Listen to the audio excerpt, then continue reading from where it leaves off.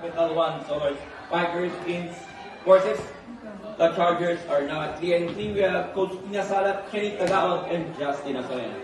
Coach, congratulations after a 0-3 start. Mukhang unti-unti na kayo nakaka-recover there. So, ano man sabi mo sa pinapakita at yapak mo ng team nyo so far?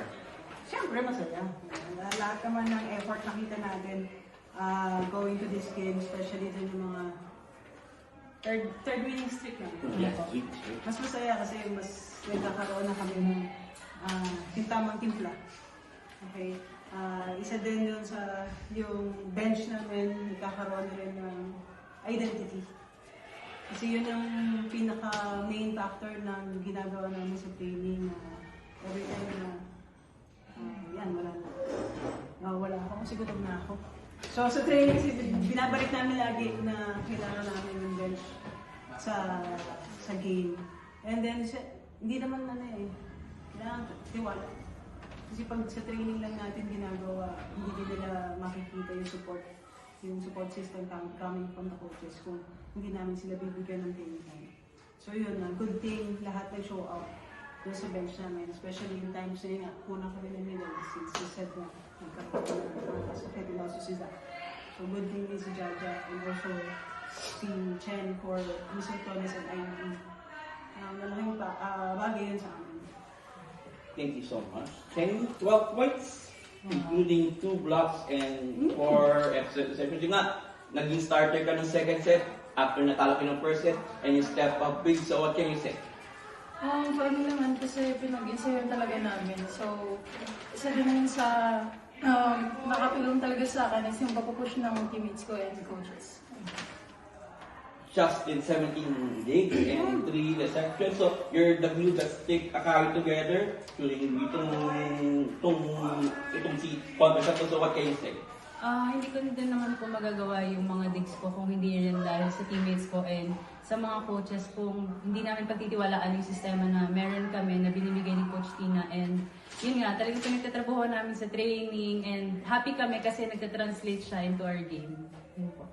Okay, go ahead, guys. Ayun, Jenny, yung binanggit ka ni Coach na yung importance ng bench, yung identity nyo hinahanap niya. Paano mo lang ina-embrace yung ganong challenge ni Coach Ivy? Siyempre, kahit dati pa naman na alam natin kung ano si Coach Tina, talagang magpupush siya ng players. So, ayun, doon na din ako kumakapit na parang nakikita ko pa rin yung tiwala niya simula college hanggang ngayon. So, dapat yun talaga kailangan mas makatulong kasi nga kailangan mas matured na ako maglaro kasi ibang laro na to eh. So, ayun. Coach, gano'n ka lang ka-proud or gano'n ka lang ka-happy yung sa pinaperform ni Chelisa? So, Actually, hindi lang naman sa kanya eh. Meron din kay Jean, kay Jean Soreno, kay Judith. Ang laking factor sa akin yung nakakapag-contribute to even mga siguro single minute pero quality minutes yung pinapakita.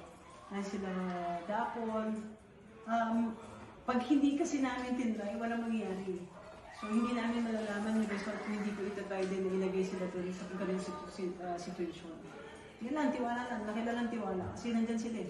So, kung ano yung materials na meron ako, yun lang din yung kailangan namin pagtrabahuan. And also, syempre, kung nagtitiwala sila sa akin, happy ako. Kasi nangyayari eh. Sabi nga ni Justin, nagka-translate sa laro. So, nandun na yung, maganda na yung transition namin, yung relationship namin, even sa ibang mga players. May connection na. Nung una kasi di ba disconnected, especially pag nakikita natin na papayat yung laro. Lahat yun, nagkakaroon na ng emotional stress na. But this time, nakuha na natin, nakuha na. So, happy na lang. And, tuloy lang, wala namang, hindi naman matatapos isang game na eh. So, prepping for dreamlines. Yun pa yung mas mabigat na challenge for them. So, trabaho ulit. How happy are you na kasi from 0-3,000, may chance kayo na ma-avoid yung play-in kasi yung qualifying round, yan yung madaling pathway to the semifinals. Your thoughts about itong last 3 games nyo? Again, total team effort. Not because nag-start kami ng bad all throughout na yun. But yun nga, lahat kami gusto yung kung ano yung status namin yun. Nagkaroon kami setting kami ng standards na hindi kami dapat aabot na pahirapan yung sarili namin at the end. Dapat pare-pareho kami ng goal. Kung ma-achieve namin yun, pahila kami pataas. Okay, congratulations, Coach! Thank you!